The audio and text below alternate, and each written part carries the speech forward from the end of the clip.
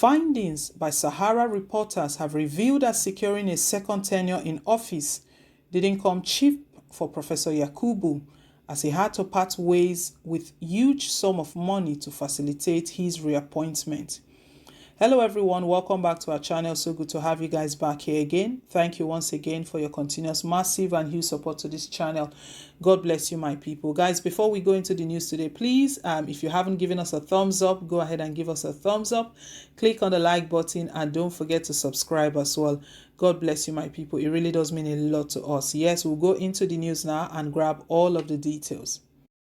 Inside details of how Chairman of the Independent National Electoral Commission (INEC), Professor Mahmood Yakubu, secured reappointment for a second term in office have emerged. Yakubu, who was first appointed as head of the electoral umpire on October 21, 2015, by President Muhammadu Buhari, had his first tenure come to an end in October this year. But like many public officials favored by the power blocks in Aso Rock Villa, Nigeria's seat of power, he was immediately rewarded with another term of 5 years. However, findings by Sahara reporters have revealed that securing a second tenure in office didn't come cheap for Professor Yakubu, as he had to part ways with huge sum of money to facilitate his reappointment. According to a top insider, Yakubu paid at least 3 billion naira in bribes to have his tenure as INEC chairman extended by another 5 years. He paid a princely sum of 2 billion naira to a group led by Senate President Ahmed Lawan and another 1 billion naira to another group. These huge funds were deployed and mobilized by a civil servant and director in INEC who is described as wealthy and in charge of a strategic department. The director was also aided by a contractor to the commission, Mohammed Sani Musa, who is presently a serving senator from Niger State responsible for the printing of INEC ballot papers used for elections under a company, Activate Technologies, the source told Sahara reporters. It was further gathered that the reappointment of Yakubu as INEC boss was further made possible with the death of President Buhari's former chief of staff, Abba Kyari, and Alhaji Issa Funtua, and the disappearance from public glare of Mama Dwara, a key member of a trusted group of allies Buhari relies on before making important decisions. The absence of these men, it was gathered, created a perfect avenue for powerful government officials with vested interest to persuade the president into handing Yakubu a fresh term in office.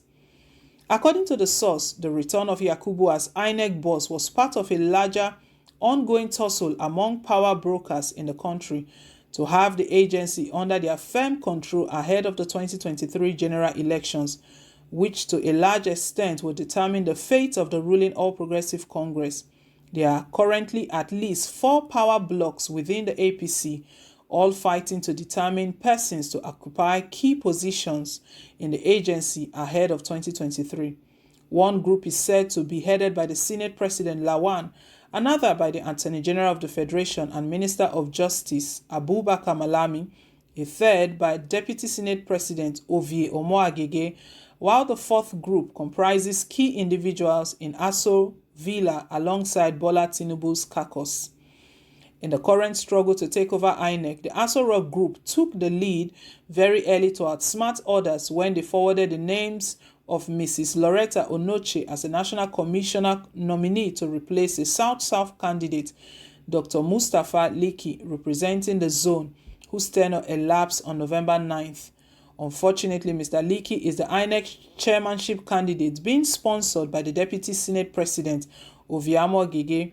Hence, he vehemently raised legitimate concerns about the credibility of Onoche, even though, in actual fact, he did that because of the implication of that choice for his own candidate, who is reputed to be the most corrupt national commissioner and a consultant to politicians. The Aso Rock group put Onoche forward even when a serving South-South candidate was from the same senatorial zone in Delta State.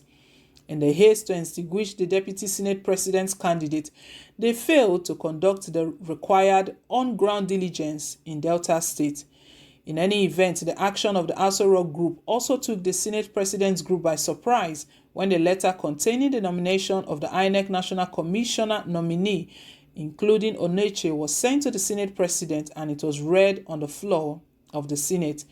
The shock and awe tactics by the ęcūre group pushed the Ahmed Lawan group a few hours later to respond by riding on public statement against the nomination. Hence, it was reported that the Senate caucus then wrote to President Buhari requesting for another nominee to replace Ęcūre. This was done to enable the Lawan group to perfect their own ongoing compromise negotiations with Yakubu, who was desperate to get a second term and was willing to meet any demands made on him to secure a second term.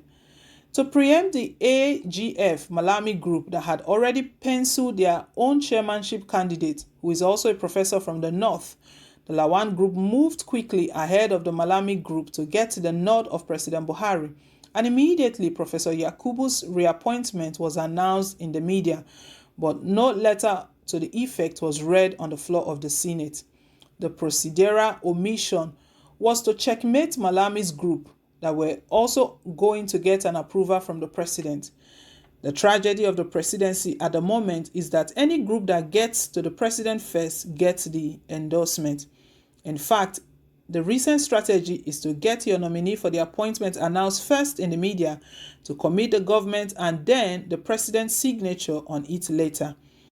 That was how the Ahmed Lawan group triumphed for now, before the Senate proceeded on recess to deal with the 2021 budget. Omo Agege's group had been lobbying in the past few months to have Dr. Liki from Edo State as chairman, using his Muslim faith to campaign to those around the president.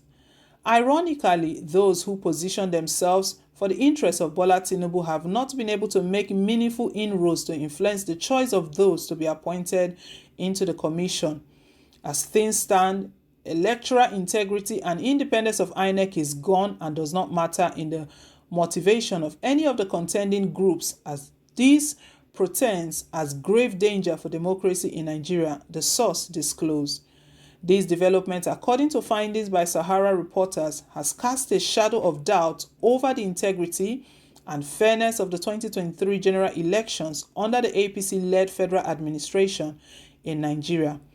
On November 12, Hope District Party, one of the parties earlier deregistered by INEC, filed a suit at the Federal High Court to stop the Nigerian Senate from screening Professor Yakubu for a second term in office. A statement by Awul Abdullahi, for the national chairman of the party, said that Yakubu's reappointment did not follow due process, as a meeting of the Council of State did not deliberate upon it and approve it as demanded by the 1999 Constitution. No date has been fixed for the hearing. However, Yakubu has stepped aside since November 9th, pending his confirmation by the Senate. Ahmed Mazwa is currently heading the electoral agency as acting chairman. Wow, Yakubu has been exposed, the price he had to pay to secure his reappointment. Guys, let's hear your take down below in the comment section. Don't forget to like, share, and to subscribe. Till I come your way again, bye for now and God bless.